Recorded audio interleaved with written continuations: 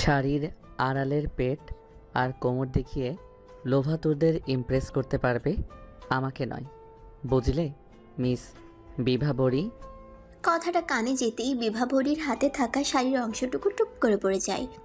টলমল করা অবাক চোখ দুটো সামনের মানুষটাকে দেখছে। এই কি সেই ধ্রুব যাকে সে 4 বছর ধরে ভালোবাসে আসছে, যাকে নিয়ে রূপকথার দেশে পাড়ি জমাতে চাইছে, তার সর্বস্ব দিতে চাইছে?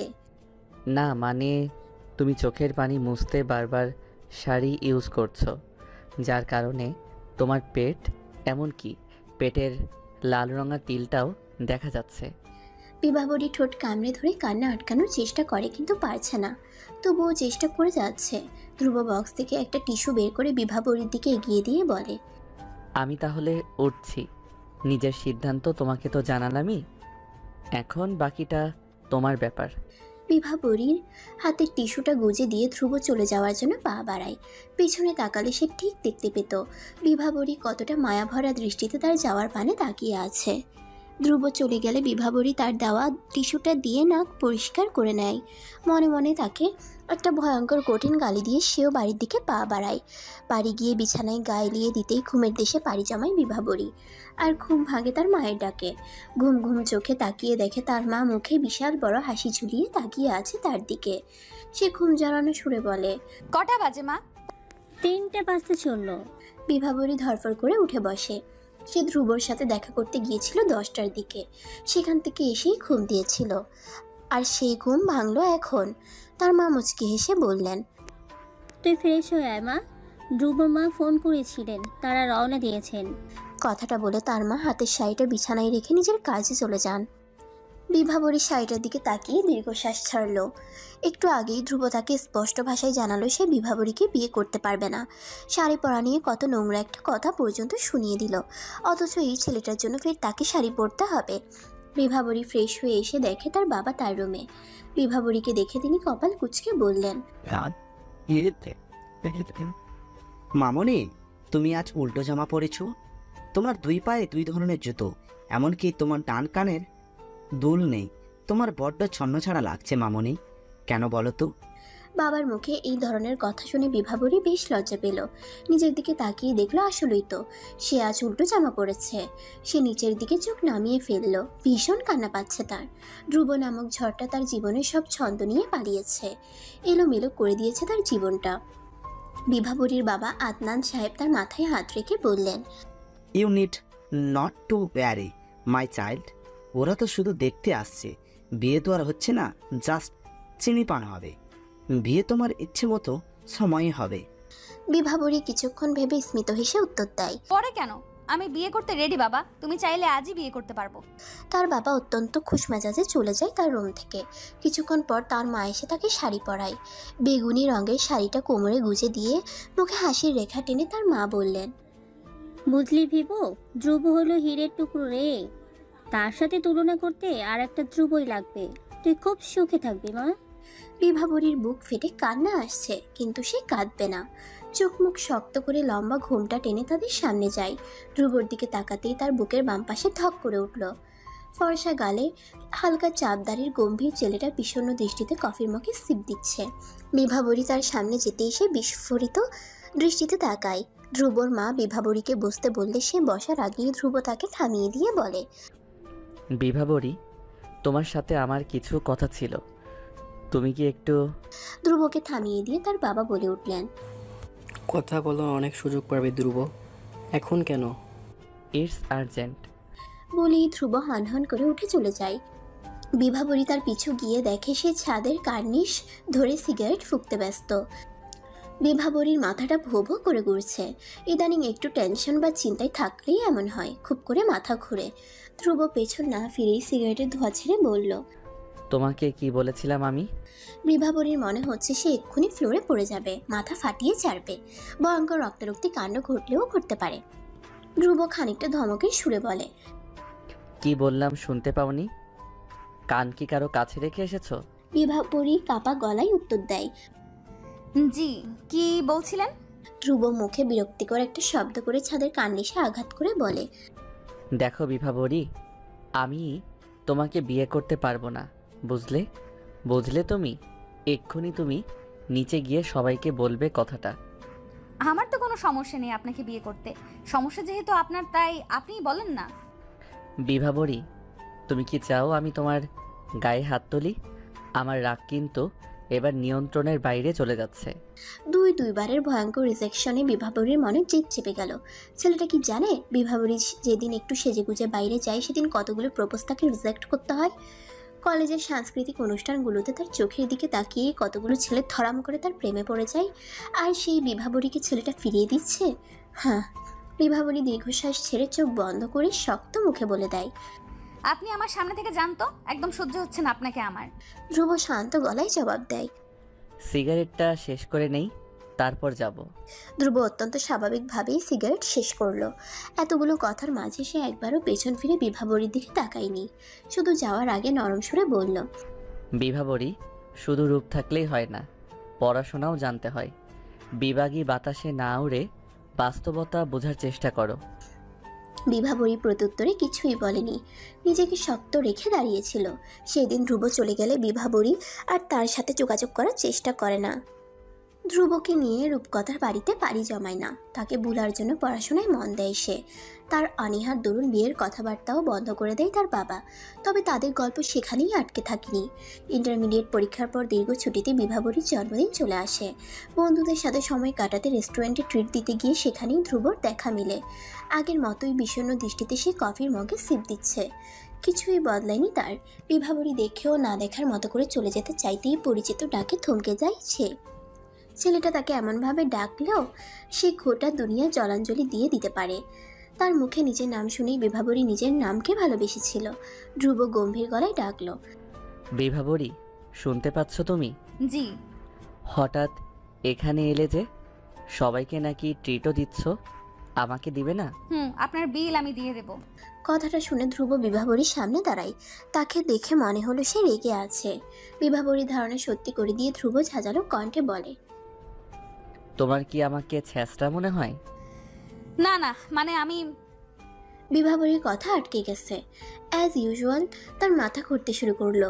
ধ্রুব তার হাতটা যে টেনে ধরেছে সে কী করে ঠিক থাকবে। ধ্রুব তাকে টেনে নিয়ে চেয়ারে বসিয়ে নিজেই খাবার অর্ডার দেয়। বিভাবরী নিজের হাতের দিকে তাকিয়ে আছে। তার মনে হচ্ছে সে স্বপ্ন দেখছে। তার ধ্যান ভাঙে নিজের পায়ের ওপর অন্য কারোর পায়ের অস্তিত্ব। ধ্রুব তার পায়ের ওপর নিজের পা রেখে বসে আছে।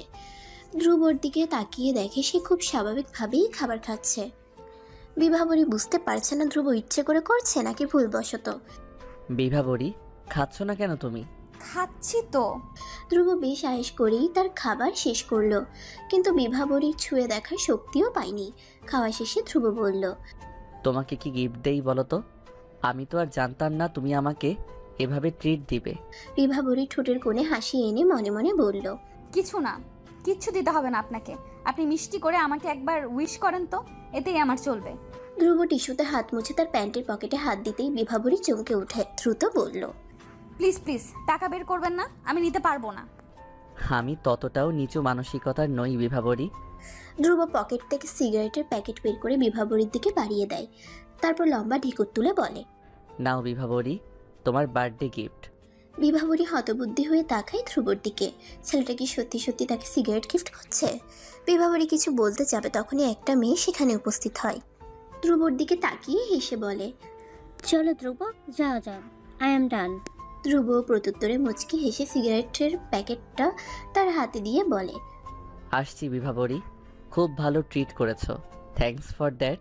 ধ্রুব এক মুহূর্ত দেরি না করে মেয়েটির সাথে চলে যায়, আর বিভাবরী হা করে তাদের চলে যাওয়ার দিকে তাকিয়ে থাকে।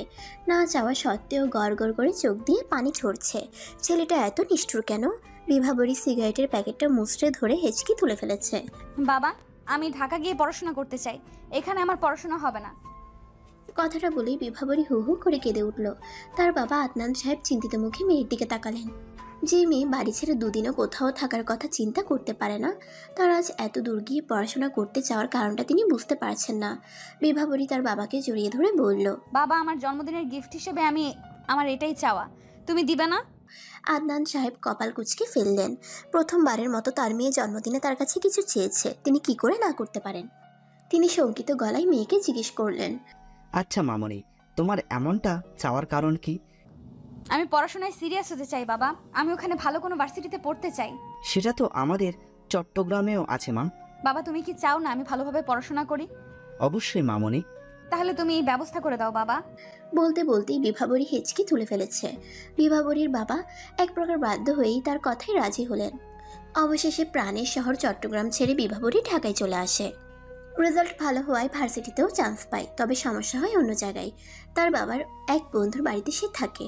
তার বাবার বন্ধু আসমাইন চৌধুরী একজন তুখোর রাজনীতিবিদ। তাদের বাড়ির সামনে 24 ঘন্টা দুজন লোক বন্দুক হাতে দাঁড়িয়ে থাকেন। বাড়ির কাজের লোকের মধ্যেও রাজনীতি ভাব। সবাই একটা নির্দিষ্ট গণ্ডির মধ্যে থেকে কাজ করে, রোবোটিক টাইপ। বিভাবরী সবার সাথে মানিয়ে নিতে পারলেও একজনের সাথে কিছুতেই মানিয়ে নেওয়া যাচ্ছে না।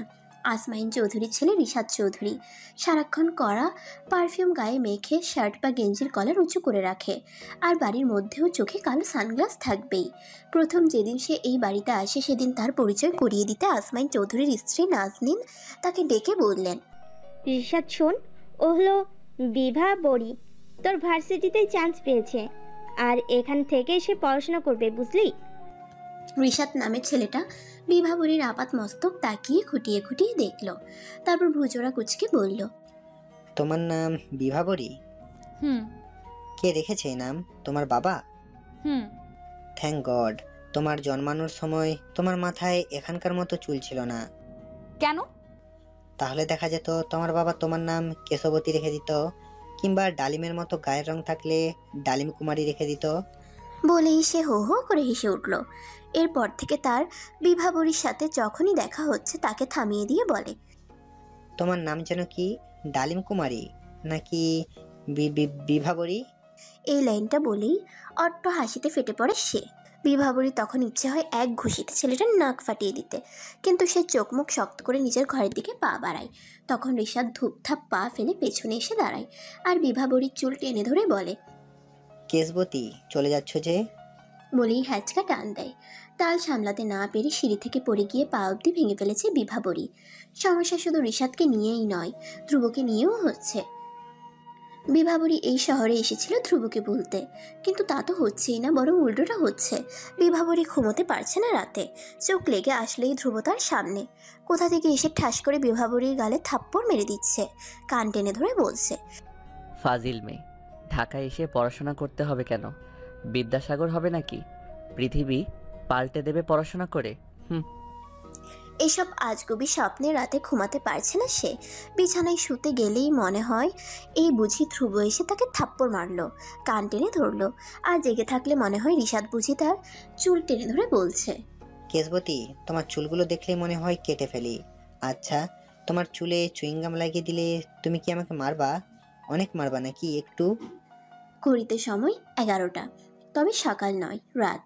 বিভাবরী চেয়েছিল আজ দ্রুত ঘুমোতে, কারণ কাল ভার্সিটিতে তার প্রথম দিন, কিন্তু তা হয়নি। সব গুছিয়ে নিতে গিয়ে 11টা বেজে গেছে। এখন সকালে উঠতে পারলেই চলে, কিন্তু সকাল হওয়ার আগেই বিভাবরীর ঘুম ভেঙে যায়। বিভাবরীর ঘুমানোর সময় ঘরের মধ্যে কারো হাঁটার শব্দ হচ্ছিল। প্রথমে সে ভেবেছিল হয়তো ঘরের বাইরে কেউ, কিন্তু না, ঘরের বাইরে না, ভেতরেই হচ্ছিল। শুধু শব্দই হলো না, কেউ তাকে ডাকলো। সে স্পষ্ট শুনতে পাচ্ছিল বিভাবরী, এই বিভাবরী বলে কেউ তাকে ডাকছে। নিজের নাম শুনে বিভাবরী হুড়মুড় করে উঠে পড়ে। চোখ খুলে আবছা আলোতে দেখার চেষ্টা করে কে ঘরে, কিন্তু না, কাউকে দেখতে পায়নি। চোখ বন্ধ করে একটা লম্বা শ্বাস টেনে আবার শুয়ে পড়ে, কিন্তু চোখ বন্ধ করার সাথে সাথে আবার কেউ তাকে ডেকে ওঠে। বিভাবরী অনুভব করলো আসলেই কেউ তার রুমে আছে।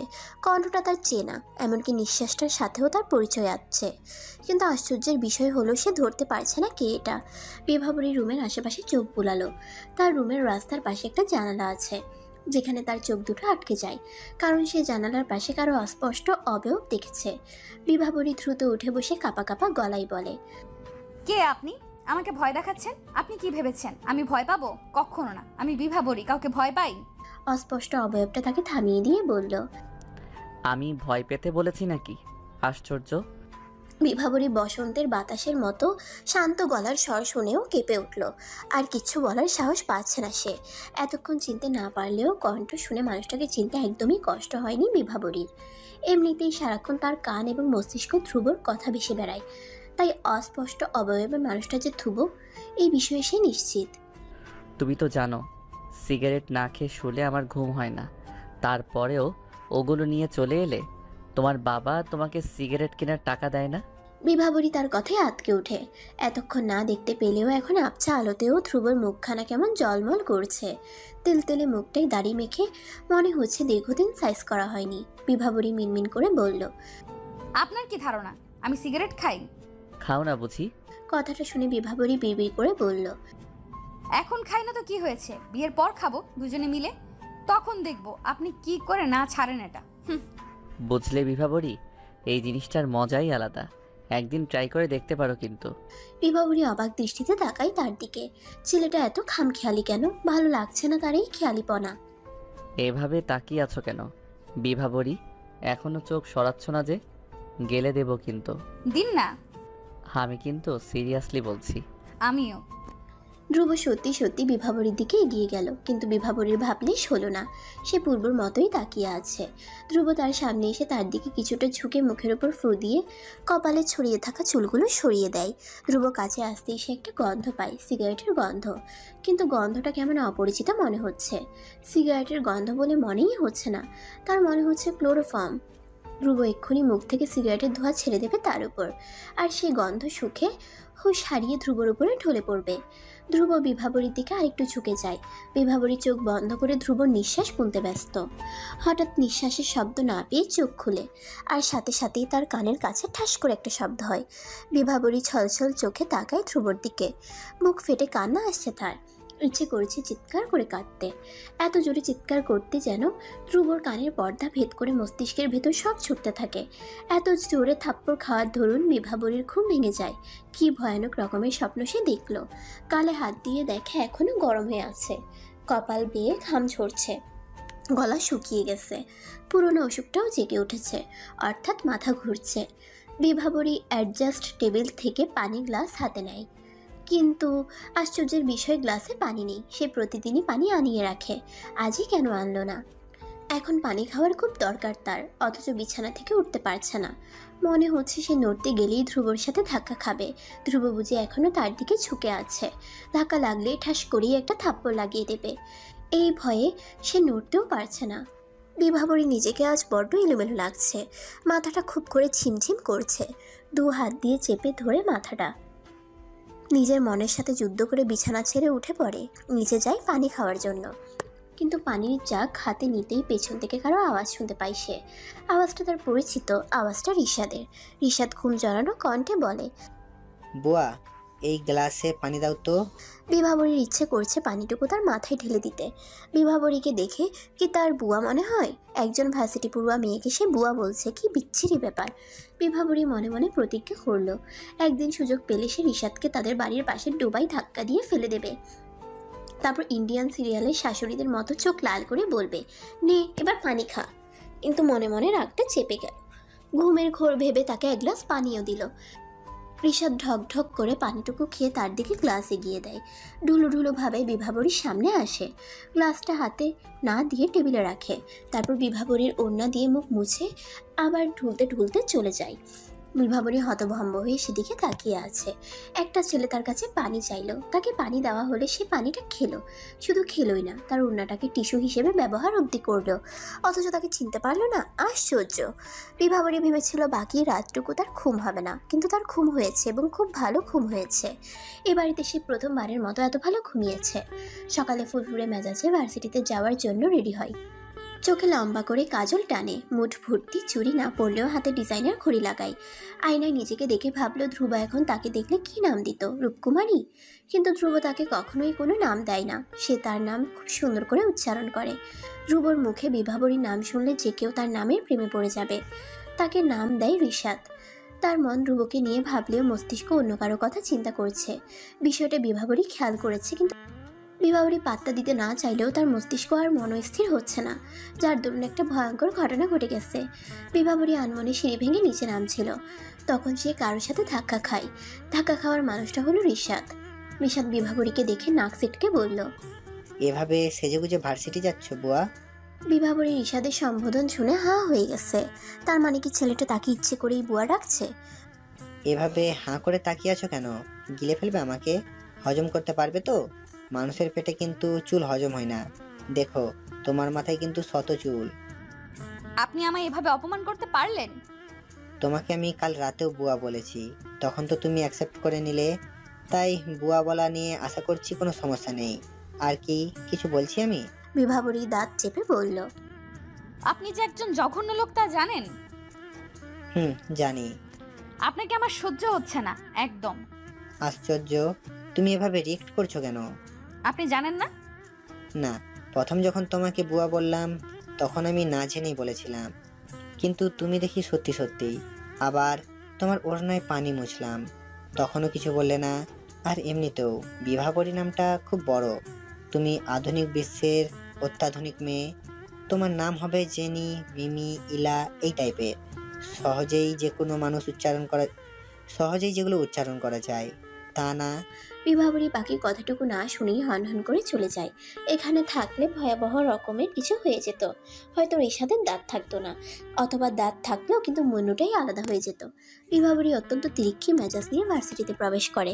চোখ বন্ধ করে রিশাদকে কঠিন কঠিন গালি দিচ্ছে। তার রাগ চরম পর্যায়ে হয়। তখন নিজেকে কন্ট্রোল করার জন্য সে এই টেকনিক অবলম্বন করে। অন্য সময় কাজে দিলেও এখন এই টেকনিকটা কাজে লাগছে না, বরং বিপরীতে আরেকটা ভয়ঙ্কর ঘটনা ঘটে গেছে। সে দ্বিতীয়বারের মতো কারোর সাথে ধাক্কা খায়। বিভাবরীর চোখ খুলে দেখে বেটু খাটো একটা ছেলে বিস্ফোরিত চোখে তাকিয়ে আছে। বিভাবরী ছেলেটাকে কিছু কঠিন কথা শোনাবে, রিশাদের রাগটা সে এর উপরেই ছাড়বে। বিভাবরী একটা ভয়ঙ্কর কথা বলতে যাবে, তখনই ছেলেটা বলে ওঠে। আছে। বিভাবরী কঠিন গালিটা না দিয়ে অবাক হয়ে জিজ্ঞেস করে, আছে মানে কি আছে? মা আছে, কিন্তু বোন নেই। মানে হলো এখনই তো বলতেছেন বাড়িতে মা বোন নেই। সুন্দরী মেয়ে দেখলেই ধাক্কা দিতে ইচ্ছে করে। তার আগে থেকেই বললাম আমার বাড়িতে মা আছে, বোন না থাকলেও। ছেলেটার কথায় বিভাবরী থ বনে যায়। বলে কি?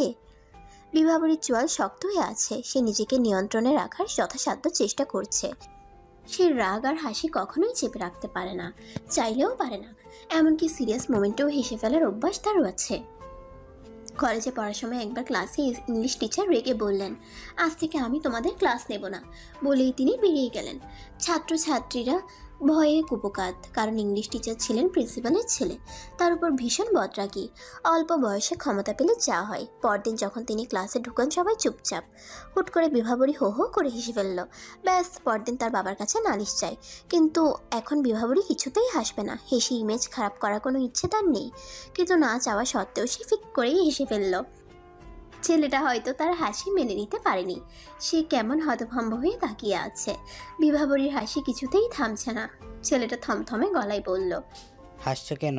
আমি হাসির কি বলছি? Sorry, extremely sorry. ছেলেটা কপাল কুঁচকে তাকায় বিভাবরীর দিকে। কিছুক্ষণ পর বিড়বিড় করতে করতে চলে যায়। সকাল সকাল মেজাজ খারাপ থাকলেও বাকি সময়টুকু ভালোই কাটলো তার। বাড়ি ফিরে ফ্রেশ হয়ে একটা লম্বা চওড়া ঘুম দেয়। ঘুম থেকে উঠে বিকেলে ছাদে বসে গল্প করে রুষার সাথে। তাদের বাড়িতে রুষাই একমাত্র মেয়ে যে একটু স্বাভাবিক। রুষা আসমাইন চৌধুরীর বড় মেয়ে, মাস্টার্স পড়ছে। মেয়েটাকে বিভাবরীর ভালো লাগে। ভালো লাগার একটা কারণ হলো সে সরল স্বভাবের মেয়ে, কোনো কথা লুকিয়ে রাখতে পারে না। তার সাথে বিভাবরীর পরিচয় কয়েকদিনের, অথচ সে হড়বড় করে সব বলে দেয়। একান্ত ব্যক্তিগত কথাগুলোও বলে ফেলে। তার মন খারাপ দেখে বিভাবরী জিজ্ঞেস করে, কি হয়েছে রুষা আপু, মন খারাপ? মেয়েটা গাল ফুলিয়ে মাথা নাড়িয়ে উত্তর দেয়,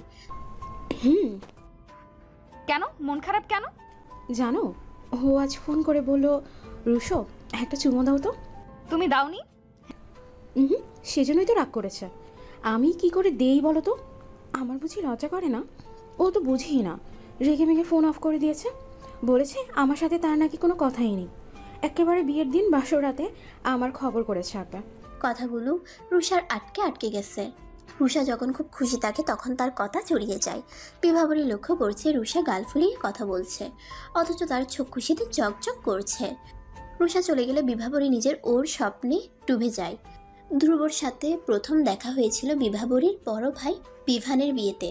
বিভাবরী তখন সবে ক্লাস 9-এ ওঠে। সেদিন সে একটা হলুদ শাড়িতে সেজেছিল, কিন্তু প্রথমবার শাড়ি পরার কারণে ঠিকমতো সামলাতে পারেনি।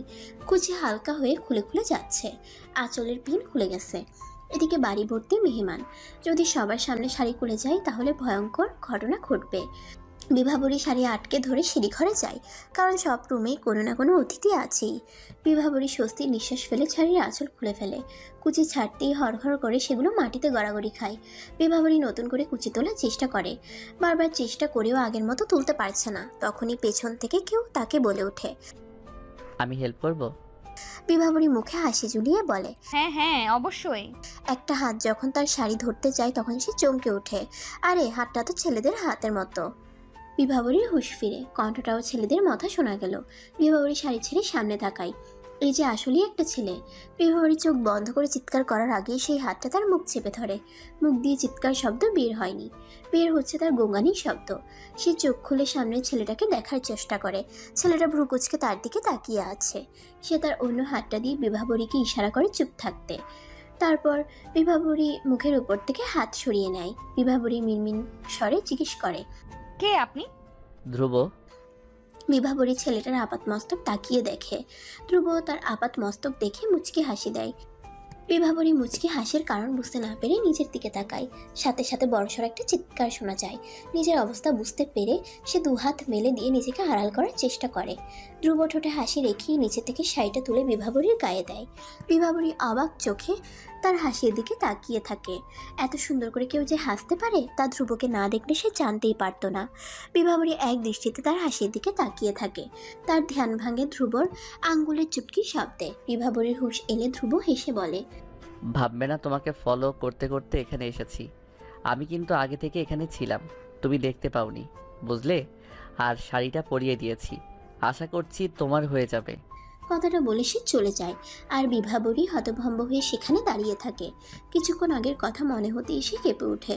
তার হৃৎপিণ্ডটা খুব জোরে লাফাচ্ছে। বিভাবরী তার হাত দুটো বুকের মাঝে চেপে ধরে। মনে হচ্ছে হৃদয়টা এক্ষুনি পাঁজর চিরে বেরিয়ে যাবে।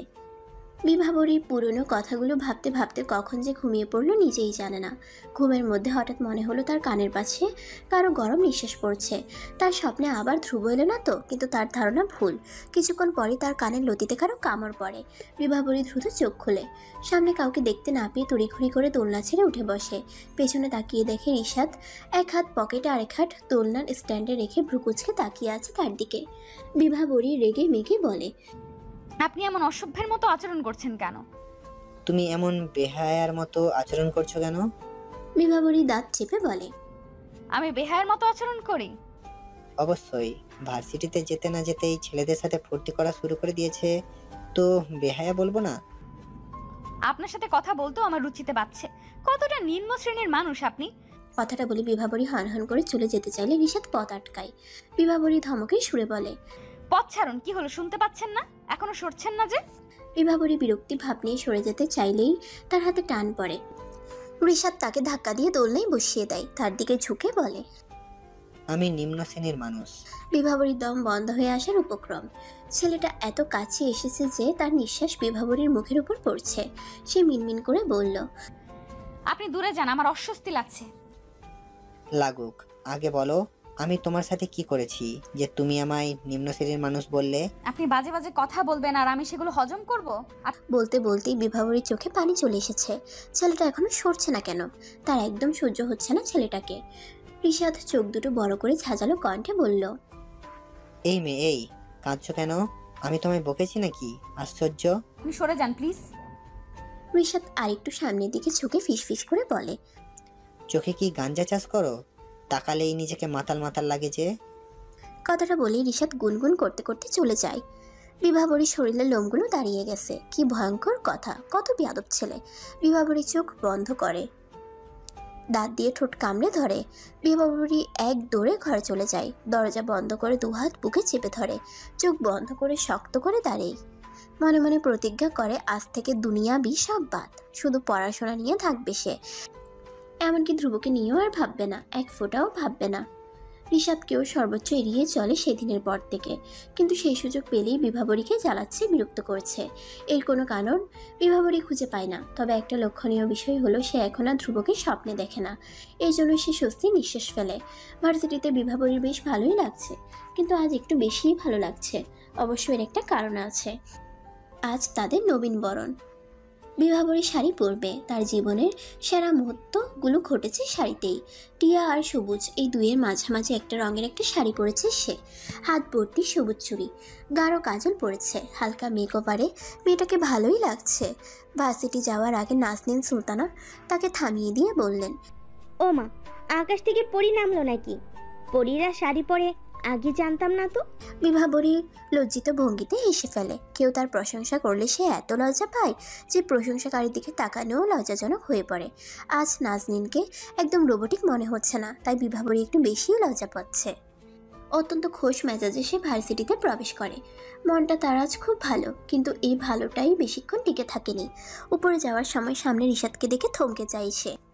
তাকে দেখেও না দেখার মতো করে চলে যাওয়ার জন্য পা বাড়াতেই রিশাদ বলে ওঠে, আরে এটা বিভাবরী নাকি? আজ তো তোমাকে একদম চেনাই যাচ্ছে না। সবুজ শাড়িতে সবুজ ব্যাঙের মতোই লাগছে তোমায়। আজ থেকে তোমার নাম ব্যাঙ্গাবরী, বুঝলে ব্যাঙ্গাবরী? রিশাদের কথা শুনে বিভাবরীর রাগ সপ্তম আকাশে উঠে বসে আছে। রিশাদের সাথে থাকা ছেলে দুটো মিটমিট করে হাসছে।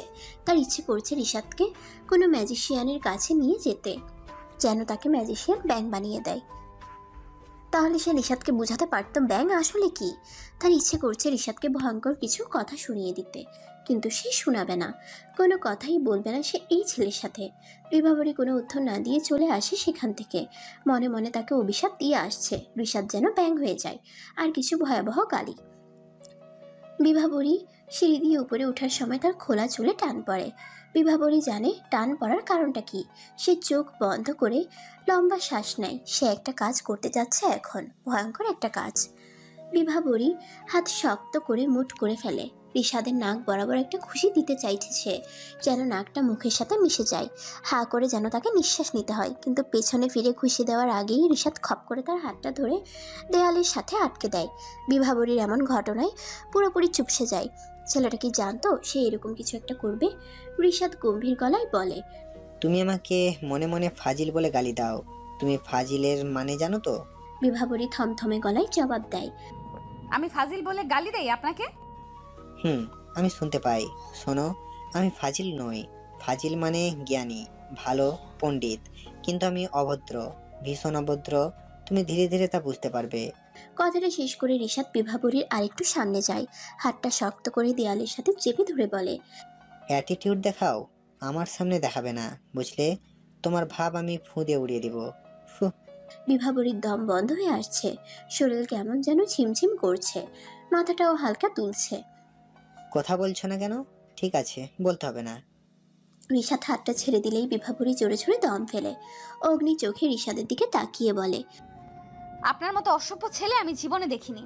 কথাটা বলে সে এক মুহূর্ত অপেক্ষা করেনি, হন হন করে চলে যায়। একবারের জন্য পেছনে তাকায়নি। তাকালেই দেখতে পেত লাল চোখের ছেলেটা কেমন হাত মুঠো করে দাঁড়িয়ে আছে। বিভাবরী মনে মনে অজস্র গালি দিতে দিতে ওয়াশরুমের দিকে যায়। চোখে মুখে পানি দেওয়া দরকার। এখনও কেমন অস্বস্তি অস্বস্তি ভাব হচ্ছে তার। মাথার ভেতর ভূমিকম্প হচ্ছে। আজ শাড়ি পরা একদম উচিত হয়নি তার। মনে হচ্ছে দু কদম এগুলেই পড়ে যাবে। বিভাবরী মুখে পানি দিয়ে আয়নায় তাকিয়েই চমকে ওঠে। ছেলেটা কি তাকে শান্তি দেবে না? সে পিছন ফিরে লম্বা একটা শ্বাস ফেলে বলে, কথা ঘোরাবেন না, স্পষ্ট ভাষায় বলুন আপনার সমস্যাটা কি?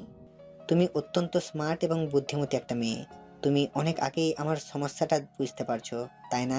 বিভাবরী হতভম্ব হয়ে তাকাই রিশাদের দিকে। ছেলেটা কি বোঝাতে চাইছে তা ভাবতেই বুকের ভেতরটা ধক করে ওঠে। মিনমিন করে বলে, আপনাকে আমার মেরে ফেলতে ইচ্ছে করছে।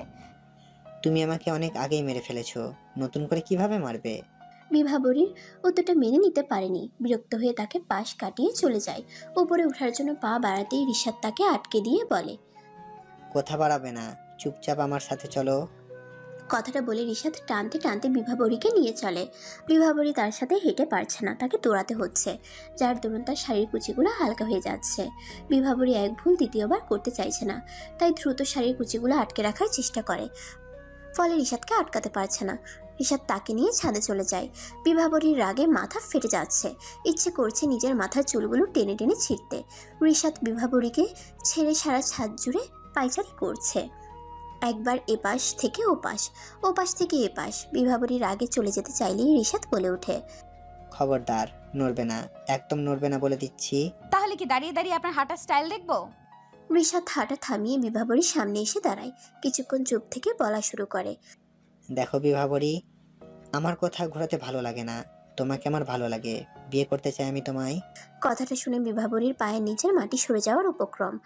মনে হচ্ছে সে এক্ষুনি পাতালে ঢুকে যাবে। শান্ত পরিবেশেও কপালে বিন্দু বিন্দু ঘাম জমেছে। শ্বাস নিতে কষ্ট হচ্ছে। পুরনো অসুখটা বোধহয় ফিরে এসেছে। বিভাবরী শুকনো গলায় জবাব দেয়। আমি বাড়ি যাব। রিশাদ ধমকানো সুরে বলে। তোমার কি মনে হয় এখানে ভূত আছে?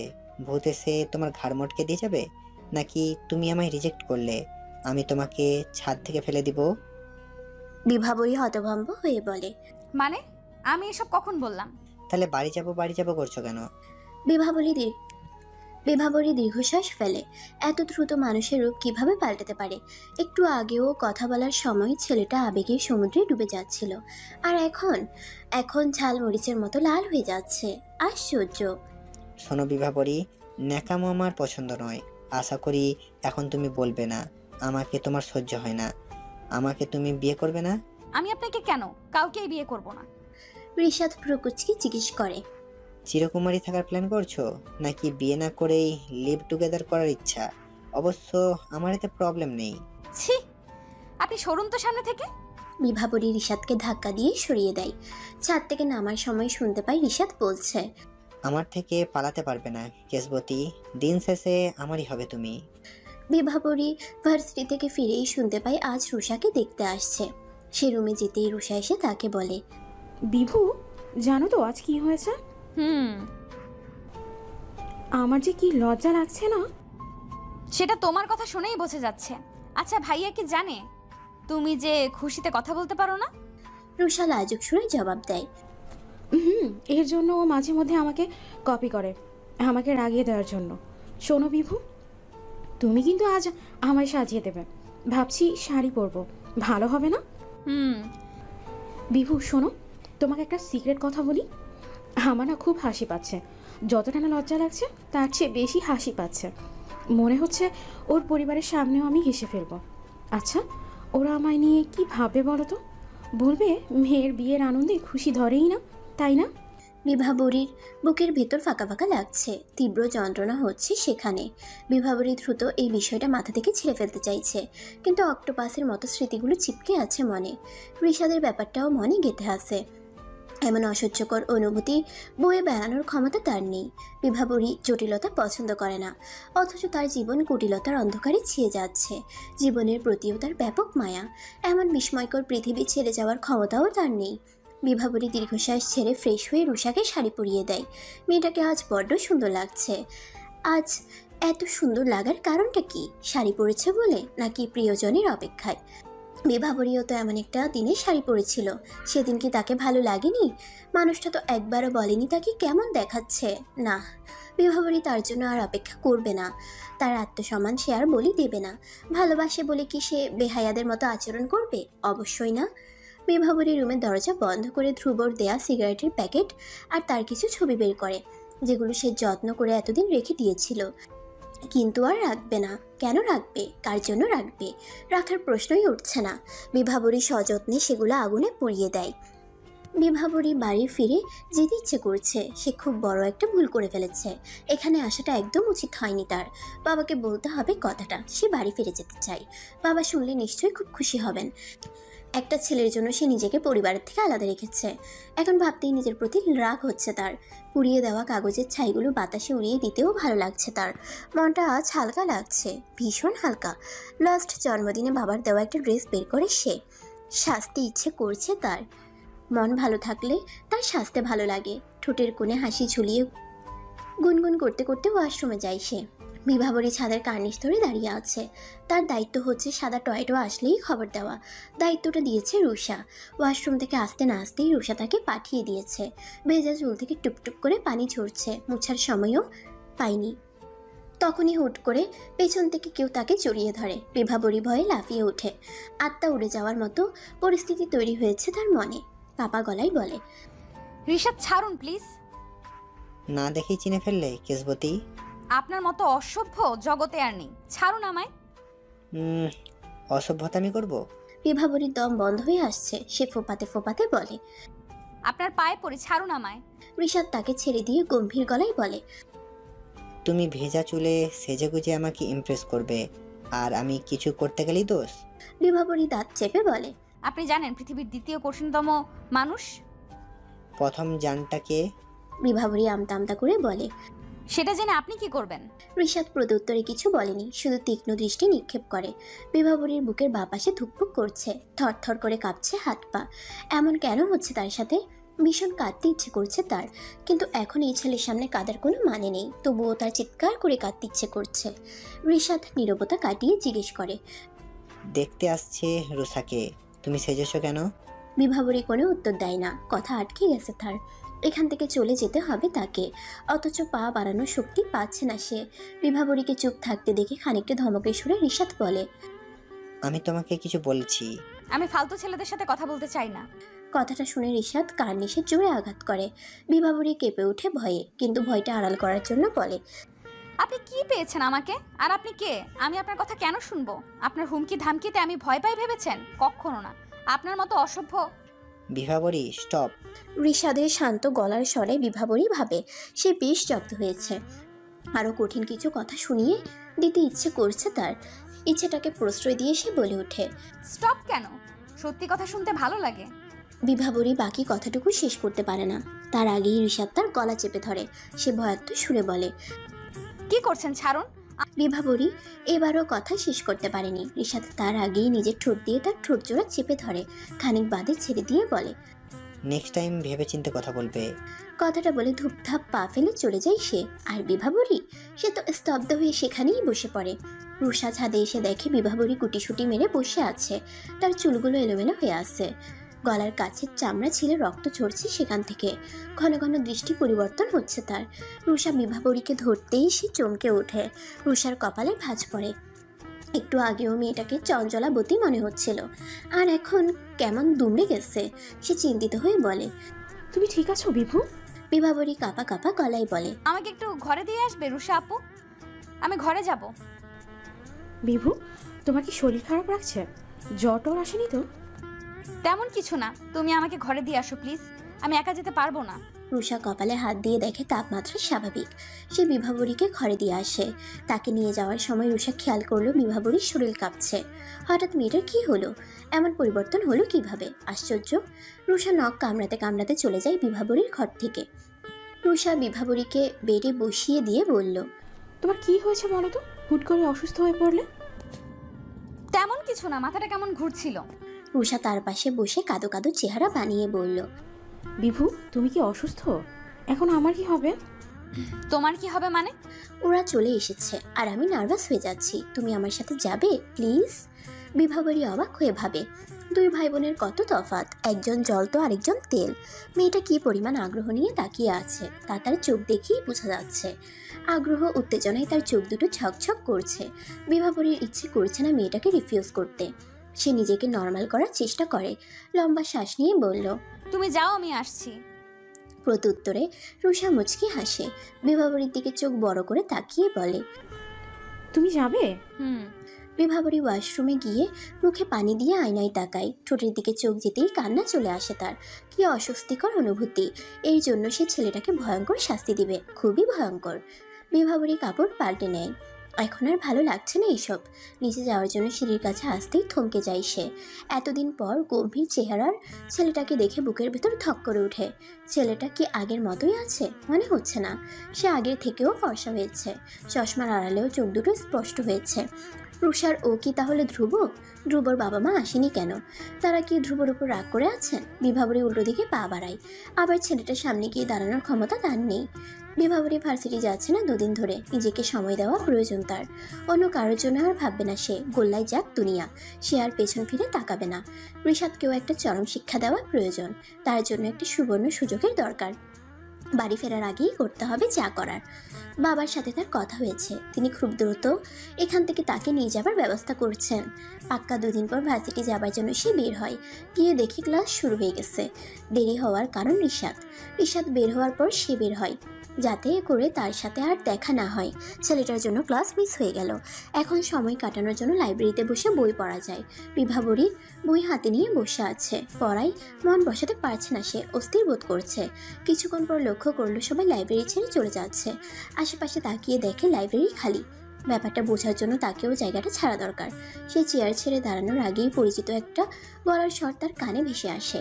রিশাদ থমথমে গলায় বলে, চুপচাপ এখানে বসো, কেসবতী, তোমার সাথে কথা বলতে এসেছি। বিভাবরী না শোনার ভান করে চেয়ার ছেড়ে উঠতে যায়, কিন্তু তার আগেই রিশাদ পেছন থেকে চেয়ার সহ তাকে আটকে দেয়। বিভাবরীর কানের কাছে গরম নিঃশ্বাস পড়তেই তার শরীরের পশমগুলো দাঁড়াতে শুরু করে। তার উপর রিশাদ ফিসফিস করে বলল, ভেবো না তোমাকে সরি বলতে এসেছি, আমি শুধু কয়েকটা প্রশ্নের উত্তর জানতে চাই। বিভাবরী ভাঙা গলায় জবাব দেয়, আপনি ভাবলেন কি করে আপনার প্রশ্নের উত্তর আমি দেব? এত ভাবাভাবির কিছু নেই, ঝটপট প্রশ্ন করব, তুমি চটপট উত্তর দেবে, বুঝেছো? কথাটা বলে রিশাদ চেয়ার ছেড়ে দেয়। বিভাবরীর সামনাসামনি অন্য একটা চেয়ারে গিয়ে বসে। বিভাবরীর হাত থেকে বইটা নিয়ে টেবিলে রেখে দেয়। তারপর গম্ভীর সুরে বলে, তোমার প্রথম প্রশ্ন হলো, তুমি কি আমায় ইগনোর করার চেষ্টা করছো? সেটা কি আপনি বুঝতে পারছেন না? প্রশ্নের উত্তরে প্রশ্ন করা আমি পছন্দ করি না। প্রথমবার বলে মাফ করলাম। বিভাবরী অবাকেরই চূড়ান্ত পর্যায়ে। ছেলেটা নিজেকে কি মনে করে? আশ্চর্য! বিভাবরী তাকে কেন উত্তর দিবে? কে এই ছেলেটা? কিসের অধিকার দেখাচ্ছে ও? শোনো বিভাবরী, এখন বলো না যে তুমি আমার প্রশ্নের উত্তর দিতে বাধ্য নও। তুমি জানো তুমি কেন আমাকে উত্তর দিতে বাধ্য, তাই না? এটাই তো বলবেন ভালোবাসেন আমাকে, কিন্তু আমি তোমার ভালোবাসতে হবে না, আমাদের দুজনের জন্য আমার একার ভালোবাসাই যথেষ্ট। বিভাবরী উঠে দাঁড়ায়, রাগে তার শরীর কাঁপছে। দাঁত কটমট করে সে বলে, আপনি পৃথিবীর সবচেয়ে জঘন্যতম মানুষ। রিশাদ স্বাভাবিকভাবেই উত্তর দেয়, thanks for compliment. By the way, তুমি দাঁড়িয়ে আছো কেন? বসো, আমার কথা শেষ হয়নি এখনো। বিভাবরী টেবিল থেকে ব্যাগটা হাতে নিয়ে চলে যাওয়ার জন্য পা বাড়ায়। সে এক মুহূর্তের জন্যেও এই ছেলেটার সামনে থাকতে চায় না। পেছন থেকে হাতে টান পড়তেই সে এক ঝটকায় হাত সরিয়ে দেয়। চলে যাওয়ার আগে লাইব্রেরির দরজা বন্ধ করে দিয়ে যায়। বাইরে থেকে ছিটকিনিটা আটকে মনে মনে বলে, আই উইশ এই দরজাটা যেন চিরতরে বন্ধ হয়ে যায়, কেউ যেন দরজা খুলতে না পারে। অসভ্য ছেলেটাকে যেন তেলাপোকা, ইঁদুর, উই পোকাতে খায়। খাড়া খাড়া চুলগুলোতে যেন এইসব পোকামাকড়রা পায়খানা করে হলুদ করে দেয়। কথাটা বলে দরজার দিকে তাকিয়ে মুচকি হেসে চলে যায় সে। যদি দরজা ভেদ করে ভেতরের ছবি দেখা যেত, তাহলে হয়তো সে দেখতে পেত ভেতরের মানুষটা কেমন অগ্নি দৃষ্টি নিক্ষেপ করে আছে, তার কপালের রগগুলো কেমন ফুলে উঠেছে। বিভাবরী বাকি ক্লাসগুলো বেশ খুশি মনেই করে, খুব ভালো মনোযোগও দিয়েছে। 2 দিনের পড়াগুলোও কভার করে ফেলেছে। ক্লাস শেষে রিক্সার জন্য দাঁড়াতে গিয়েই তার মেজাজ ফের গরম হয়ে গেছে। একটা রিক্সাও পাচ্ছে না কেন। ঘড়িতে সময়টা দেখে আশেপাশে তাকাতেই গলা শুকিয়ে গেছে তার। রিশাদ এমন ভয়ঙ্কর চেহারা বানিয়ে এদিকে আসছে কেন? হুট করে একটা রিক্সা দেখিয়ে বিভাবরী তাতে চেপে বসে। রিক্সাওয়ালা চেঁচিয়ে চেঁচিয়ে বলছে সে যাবে না, তবুও বিভাবরী তাতে বসে আছে। রিক্সাওয়ালা বিরক্ত হয়ে রিক্সা টান দিতেই পেছন থেকে ধরাম করে একটা শব্দ হয়। উনি তাকিয়ে দেখেন বিভাবরী মাটিতে গড়াগড়ি খাচ্ছে, তার হ্যান্ডব্যাগ একটা ছেলের হাতে। ছেলেটা রিশাদ। বিভাবরী পড়ে গিয়ে হাঁটু ছেলে ফেলেছে, হাতটাও খানিক কেটে গেছে। তার ইচ্ছে করেছে ছেলেটাকে ঠাস করে একটা থাপ্পড় দিয়ে দাঁতগুলো ফেলে দিতে। রিক্সা টান দিতে রিশাদ পেছন থেকে তার ব্যাগ ধরে টান দেয়, যার কারণে বিভাবরী টাল সামলাতে না পেরে পড়ে যায়। বিভাবরী রাস্তা থেকে উঠে রিশাদের দিকে তাকিয়ে দেখে সে নির্বিকার ভঙ্গিতে দাঁড়িয়ে আছে। বিভাবরী কোনো কথা না বলে তার হাত থেকে ব্যাগ আনতে গেলেই সে হাত উপরে উঠিয়ে নেয়। বিভাবরী শান্ত সুরে বলে, ব্যাগ দিন আমার। রিশাদের ভাবান্তর না দেখে সে খানিকটা চেঁচিয়ে বলে ওঠে, ব্যাগ দিতে বলেছি আমার। চিৎকার করবে না, এটা পাবলিক প্লেস। বিভাবরীর উত্তর শুনে আরো বেশি রেগে যায়। চিৎকার করে বলে, আমি পাবলিক প্লেসে অসভ্যতামো করবেন আর আমি ছেড়ে দেব ভেবেছেনটা কি আপনি? বিভাবরীর চিৎকারে লোকজন জড়ো হতে শুরু করে। একটা ছেলে গিয়ে এসে বলে, কি হয়েছে ম্যাডাম, উনি আপনাকে ডিস্টার্ব করছেন? বিভাবরী উত্তর না দিয়ে রিশাদের হাত থেকে ব্যাগটা নিয়ে আসে। রিশাদের দিকে তাকিয়ে স্মিত হেসে চলে আসে সেখান থেকে, কিন্তু রিশাদ সেখান থেকে আসতে পারছে না। তার চারদিকে জটলা বেঁধে লোকজন দাঁড়িয়ে তাকে নানান ধরনের কথা বলছে। বিভাবরী বাড়ি ফিরে ফ্রেশ হয়ে ঘুম দেয়। এক ঘুমেই দিন কাবার। তার ঘুম ভাঙে সন্ধ্যায়। বাড়ির পরিবেশ স্বাভাবিক দেখে সে বেশ অবাক হয়।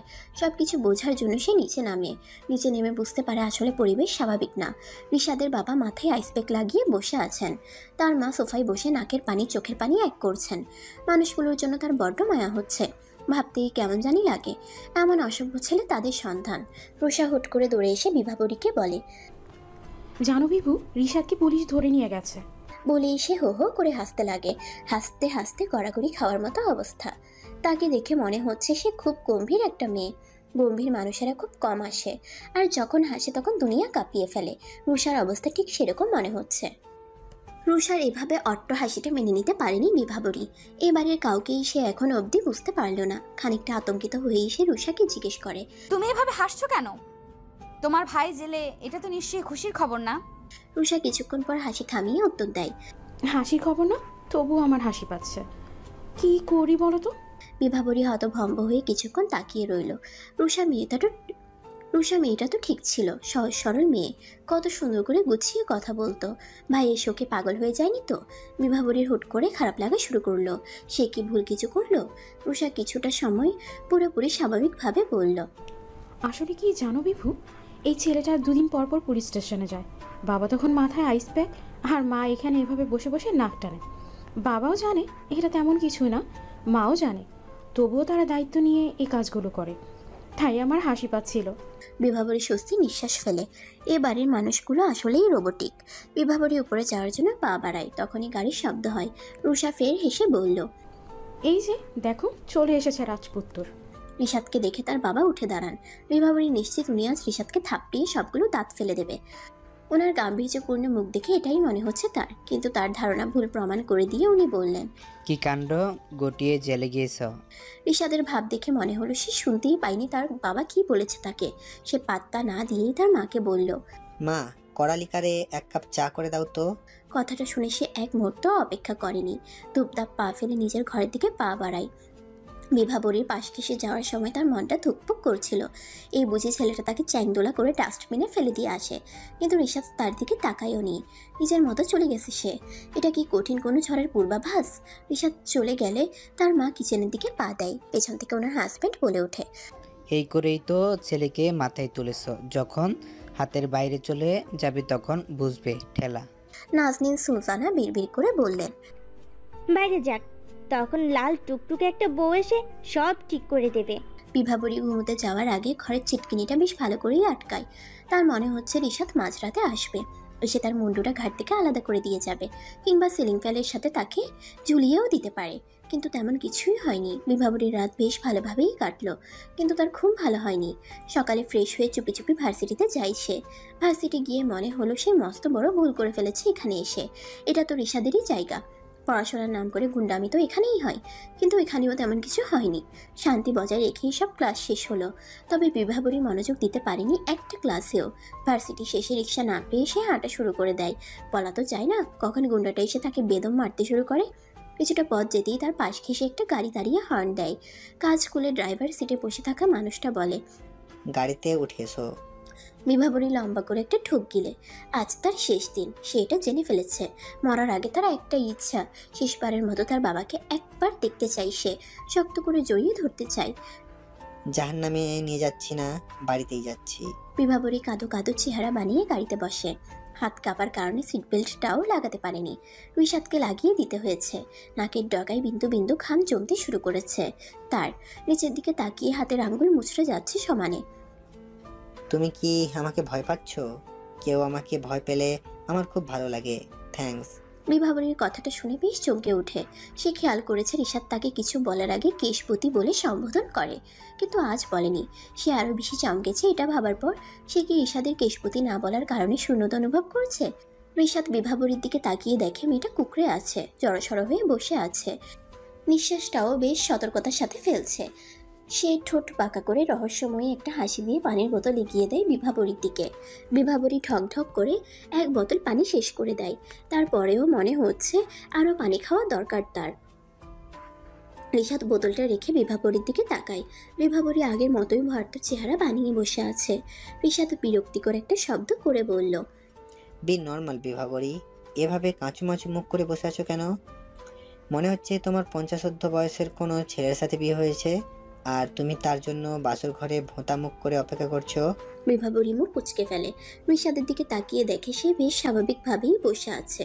ঘাড় কাত করে চোখ থেকে সানগ্লাসটা খুলে শার্টের কলারে আটকে নেয়।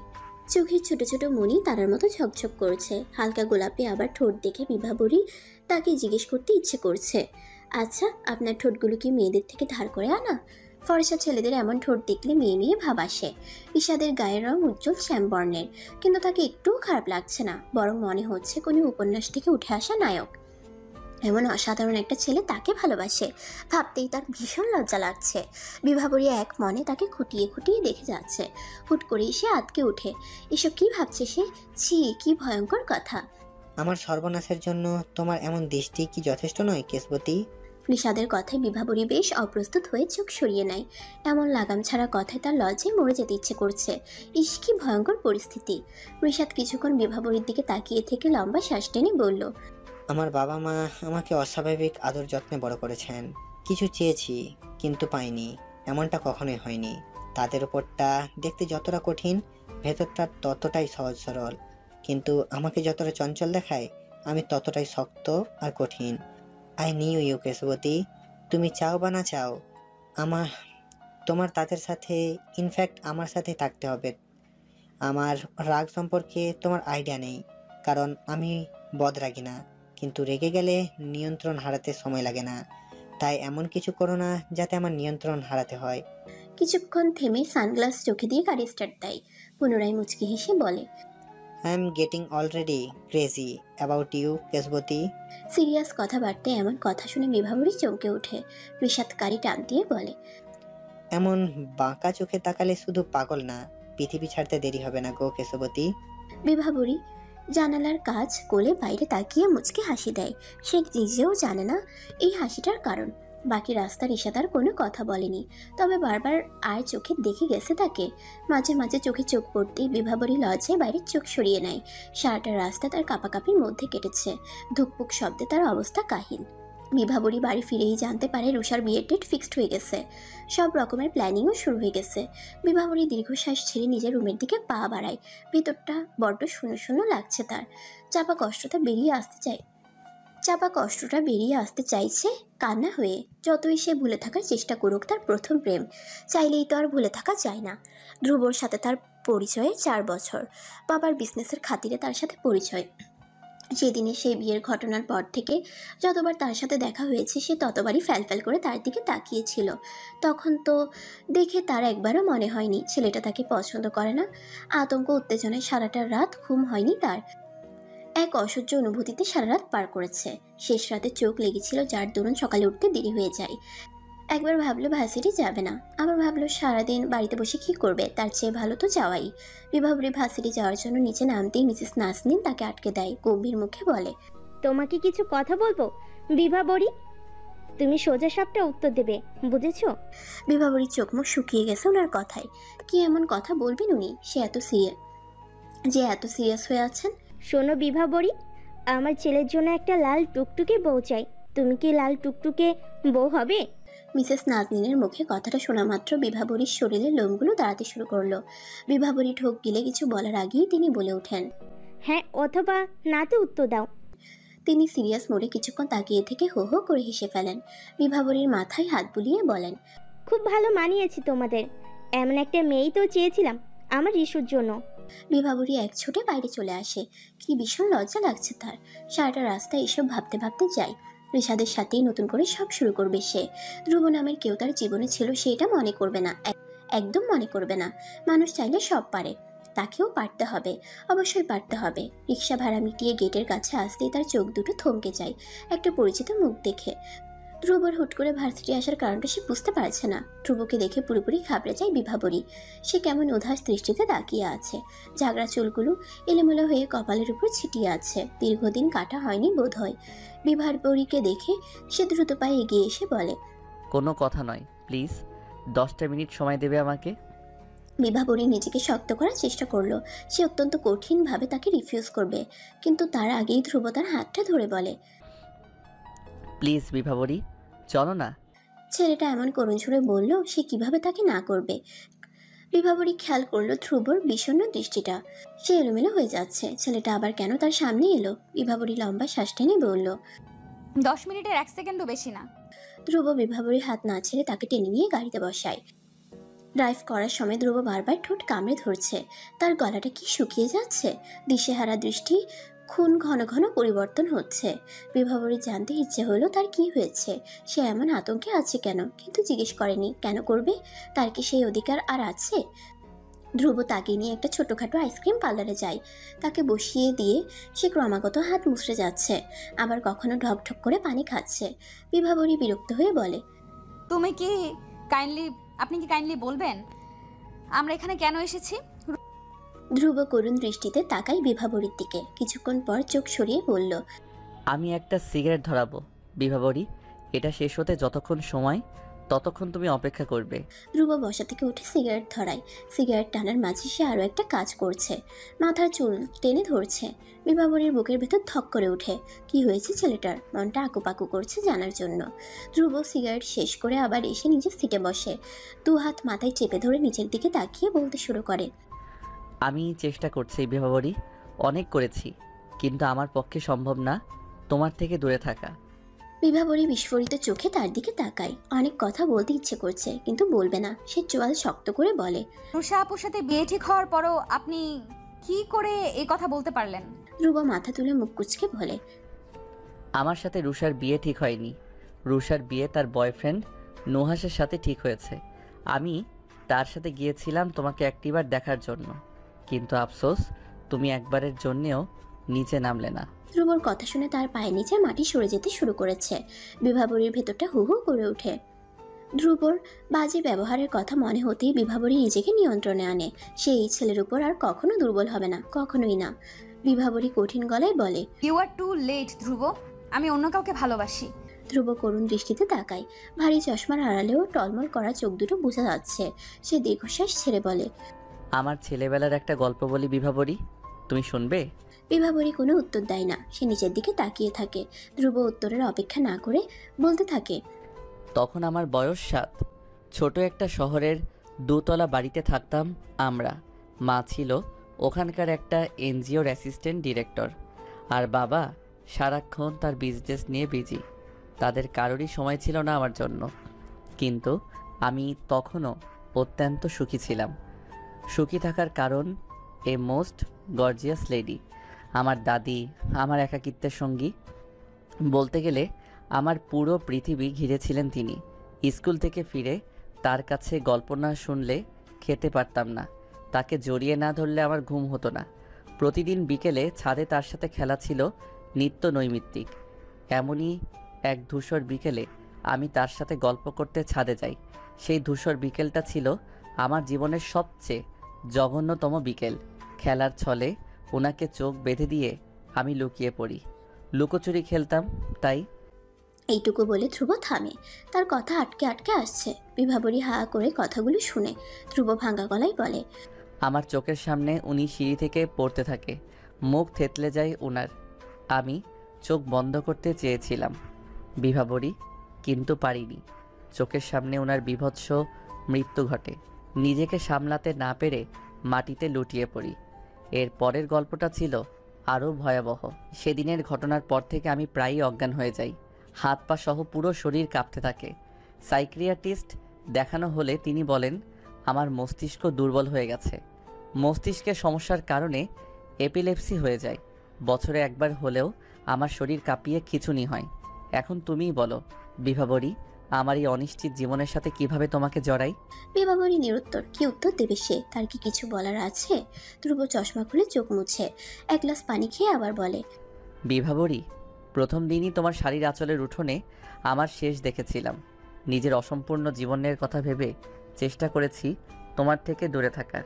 তোমাকে ইগনোর করলে যতটা কষ্ট তুমি পেয়েছো তার থেকে অনেক বেশি ফিরে পেয়েছি আমি। বাবা মা ভাবতো হয়তো বিয়ের পর হয়তো সব ঠিক হয়ে যাবে, তাই তারা এত দ্রুত তোমার সাথে আমার বিয়ে দিতে চেয়েছিল। কিন্তু যাকে ভালোবাসি তাকে কি করে ঠকাই বলো তো? তোমার থেকে দূরে থাকার সর্বোচ্চ চেষ্টা করতে থাকি। তোমাকে বাজে কথা বলার, কষ্ট দেওয়ার কারণ ছিল এটাই।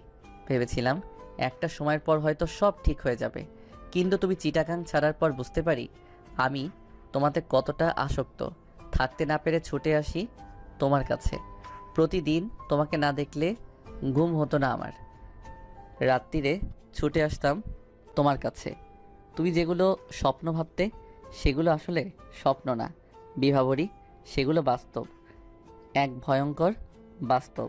ধ্রুব কথাগুলো বলে দাঁড়িয়ে যায়, এলোমেলো চুলগুলো হাতড়ে ঠিক করে দিয়ে বলে, তোমাকে ফিরে পাওয়ার জন্য এগুলো বলিনি বিভাবরী, নিজের কাছে নিজে ছোট হয়ে যাচ্ছিলাম। তুমি তোমার ভালোবাসাকে নিয়ে খুশি থাকো বিভাবরী।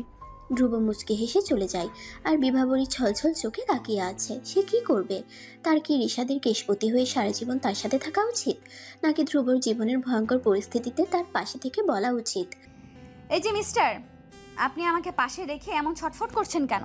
চলুন তো, আপনার সাথে কানামাছি খেলতে ইচ্ছে করছে। নিজেকে বড্ড অসহায় লাগছে তার। ঢুলতে ঢুলতে বাড়ি যায় সে।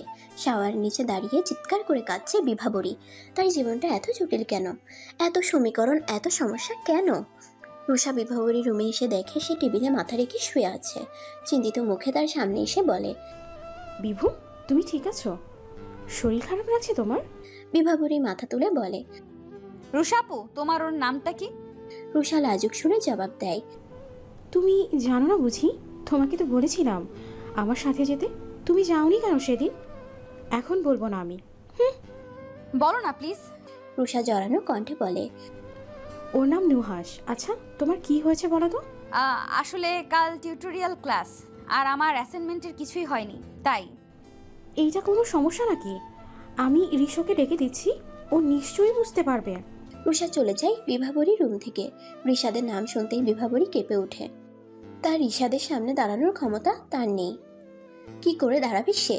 এমন দোটানায় পড়ে সে বড্ড ক্লান্ত। একটু পরিশ্রান্তি দরকার তার। ঋষাদকে বলা মাত্রই সে বিভাবরী রুমে আসে, কিন্তু এসে দেখে বিভাবরী টেবিলে ঘুমিয়ে পড়েছে। সে মুচকি হেসে তাকে পাজা কোলে করে বিছানায় শুয়ে দেয়। এক দৃষ্টিতে তাকিয়ে থাকে মেয়েটার দিকে। মেয়েটার মাঝে তো অসাধারণ কিছু নেই, আর 10টা মেয়ের মতোই সে। বোচা নাক, পাকা চোখ, চিকন ঠোঁট, তবুও কেন এত ভালো লাগে তার মেয়েটাকে? দেখলেই কেমন পাগল পাগল লাগে নিজেকে। ইচ্ছে করে মেয়েটাকে জড়িয়ে ধরে সারা জীবন কাটিয়ে দিতে। বিভাবরীর গায়ে কাঁথা টেনে দিতে গিয়ে তার একটা মনে ভয়ঙ্কর অভিলাষ চলে আসে। ঋষাদ চোখ বন্ধ করে কয়েকবার ঢোক গিলে দীর্ঘশ্বাস টেনে তার মুখটা ধীরে ধীরে বিভাবরীর দিকে এগিয়ে নিয়ে যায়, কিন্তু ঠোঁটে ঠোঁট ছোঁয়ার আগেই বিভাবরীর ঘুমের মধ্যেই হাঁচি দেয়। ঋষাদের মুখের উপর হাঁচি দেওয়ায় সে তিরিক্ষি মেজাজ নিয়ে মুখ সরিয়ে নেয়। বিভাবরীর গায়ের ওড়না দিয়ে নিজের মুখ পরিষ্কার করে। সে আর এক মুহূর্তও এখানে থাকতে চায় না। এখানে থাকলে ভয়ঙ্কর কিছু একটা ঘটে যাবে। ঋষাদের ধূপধাপ চলে যাওয়ার পায়ের শব্দে বিভাবরী উঠে বসে। বাবাকে ফোন দেওয়া দরকার তার। তিনি বলেছিলেন কাল সকালে আসবেন, এটা নিশ্চিত হওয়া দরকার। সে ওয়াশরুমে যায় ফ্রেশ হওয়ার জন্য। আজ সে ঘুমোবে না, সারা রাত জেগে থাকবে। তাকে তার জীবনের সবচেয়ে কঠিন সিদ্ধান্ত নিতে হবে আজ। ঘুমোলে চলবে না তাকে। ঋষাদের মা বিভাবরীর মাথায় হাত রেখে বিষণ্ণ সুরে বললেন, তুমি চলে যাচ্ছ? ঋষু তোমার কথা জিজ্ঞেস করলে কি বলবো আমি? কিছুক্ষণ পরে যাওয়া যায় না? বিভাবরী হেসে উত্তর দেয়, আমি ওনাকে সব জানিয়েছি, আপনি চিন্তা করবেন না আন্টি, আসছি আমি। বিভাবরী গাড়িতে বসে ভাবছে ঋষাদ ঘুম থেকে উঠলে কি করতে পারে। যখন বিছানার কাছে চিরকুটটা পরে বুঝতে পারবে বিভাবরী চলে এসেছে, তখন সে কি করবে? বাবাকে বলতে পারে, আমি বিয়ে করতে চাচ্ছি বাবা, পুলিশ স্টেশনে যাওয়া লাগতে পারে আমার। ঋষাদের যে রাগ সে এটাই করতে পারে, এবং ভবিষ্যতেও এটাই ঘটল। বিভাবরী চট্টগ্রাম গিয়ে বাড়ি না ফিরে ধ্রুবর অফিসে যায়। সরাসরি ধ্রুবকে গিয়ে জিজ্ঞেস করে, আমি শেষবারের মতো আপনার কাছে এসেছি, আপনি কি আমায় ফিরিয়ে নেবেন? ধ্রুব নিজেকে শক্ত করার চেষ্টা করে। সে চায় না তার জন্য বিভাবরী সাফার করুক। বিভাবরীকে কঠিন একটা কথা শুনিয়ে দিতে হবে তাকে। তার জন্য বিভাবরী কষ্টে থাকবে সেটা কখনোই চায় না, কখনোই না। সে চোয়াল শক্ত করে বিভাবরীকে বলে, আমাকে করুণা করতে এসেছো? ধ্রুবকে করুণা? তুমি কি ভেবেছ ধ্রুব তোমার করুণার জন্য বসে আছে? ধ্রুব, গেট লস্ট। তুমি আমায় ভুল বুঝছো ধ্রুব, দেখো। ধ্রুব তাকে থামিয়ে দিয়ে চিৎকার করে বলে, কি বললাম শুনতে পাওনি? Just get lost. বিভাবরী ফুপিয়ে কেঁদে ওঠে। ধ্রুবর দিকে তাকিয়ে দেখে সে অন্যদিকে মুখ ফিরে আছে। সে এক প্রকার ছুটতে ছুটতে বেরিয়ে আসে ধ্রুবর কেবিন থেকে। একবারের জন্য পেছনে তাকায়নি। পেছনে তাকালে দেখতে পেত ছেলেটা কত কষ্টে তার কান্না আটকানোর চেষ্টা করছে। বিভাবরী চলে গেলে ধ্রুব দীর্ঘশ্বাস ছাড়ে। সে না হয় বিভাবরীর সবার কাছে খারাপই থাকলো, তার তো অধিকার নেই এই বোকা মেয়েটাকে দুঃখ দেওয়ার, সারা জীবনের জন্য তাকে কষ্টই রাখার। সেদিনের পর ধ্রুবর সাথে বিভাবরীর যোগাযোগ নেই। না ধ্রুব জানে বিভাবরী কি করছে, না বিভাবরী জানে ধ্রুব কোথায় আছে, কি করছে। ধ্রুব চাইও না বিভাবরীর সাথে তার কখনো দেখা হোক, কিন্তু মানুষ না চাইতেও অনেক কিছু পেয়ে যায়। অনেকগুলো বছর কেটে যাওয়ার পর সে ঠিকই দেখেছিল বিভাবরীকে। শুধু বিভাবরীকেই না, তার সাথে আরও দুজন মানুষকে। ধ্রুব দেশের বিখ্যাত বিজনেস আইকন হিসেবে তাকে একটা কনফারেন্সে দাওয়াত দেওয়া হয়, যেখানে দেশের খ্যাতি সম্পন্ন আরও অনেকেই যায়। ধ্রুব বেশ সেজেগুজে সেখানে উপস্থিত হয়, কিন্তু একজোড়া দম্পতিকে দেখে সে থাকতে পারেনি বেশিক্ষণ। সে এমন একটা মেয়েকে দেখেছিল যে কিনা শাড়ি সামলাতে পারতো না, হোঁচট খেয়ে পড়ে যেত, নয়তো কুচি খুলে যেত, কিন্তু এখন সে ঠিকই শাড়ি সামলাতে পারছে। পাশাপাশি একটা 3 বা 4 বছরের বাচ্চা মেয়েকেও সামলাচ্ছে। সেদিনের বোকা মেয়েটাকে আজ পরিপূর্ণ নারী লাগছে। ভালোই হলো, সে তো পারতো না মেয়েটাকে এমন খুশিতে রাখতে। থাকুক না সে তার মতো। মেয়েটার সামনে দাঁড়ানোর কোনো অর্থ নেই, তার ক্ষমতাও নেই দাঁড়ানোর। ধ্রুব চলে আসে সেখান থেকে। গাড়িতে বসে রাতের শহর দেখছে ধ্রুব। তার ভালো লাগে না এসব দেখতে। হু হু করে ওঠে ভেতরটা। রাতে ঘুমোতে গেলে ঘুম ধরা দেয় না চোখে, ধরা দেয় কিছু স্মৃতি, যেগুলো সে খুব করে ভুলে যেতে চাইছে কিন্তু পারছে না। তখন সে আনমনে বলে, বিভাবরী, তুমি জ্যোৎস্নার স্নিগ্ধ আলো হয়ে যেতে পারো না, যে আলোর ছোঁয়ায় আমি ঘুমোতে পারতাম? আচ্ছা বিভাবরী, তোমার কি কখনো আমার কথা মনে পড়ে? কোনো ঝুম বৃষ্টির দিনে কিংবা কোনো পূর্ণিমার রাতে? তখন কি তুমি আমার জন্য অশ্রু ঝরাও, নাকি তোমার প্রিয়ত মেশুর কাঁধে মাথা রেখে জ্যোৎস্না বিলাস করো? তুমি কি আমায় ভুলে গেছো বিভাবরী? তুমি কেন আমি কেন এখনো ভুলতে পারছি না? একটা কথা বলাই হয়নি তোমায় বিভাবরী। সেদিন বেগুনি বাড়িতে তোমায় অপূর্ব লাগছিল। সেদিন তোমায় না দেখলে জানতেই পারতাম না পৃথিবীতে শুধু নীল বা লাল পরি না, বেগুনি পরিও হয়। বিভাবরী, তুমি কি সত্যি শাড়ি সামলাতে শিখে গেছো? তোমার আঁচলের উঠোনে তোমার প্রিয়জন কি লুটোপুটি খায়? তোমার চুলে মুখ লুকিয়ে সে কি তোমায় এলোকেশি বলে? খুব জানতে ইচ্ছে করে তুমি ভালো আছো তো বিভাবরী? আমি হয়তো ভালো আছি কিংবা নেই, কিন্তু তোমার কথা মনে হলে এখনও চোখ দুটো ঝাপসা হয়ে আসে, চিনচিন করে বুকের বাঁ পাশটায়। তখন নিজেকে ছন্ন ছাড়া লাগে। আমার জীবনের সব ছন্দ কোথায় হারিয়ে গেল বলো তো?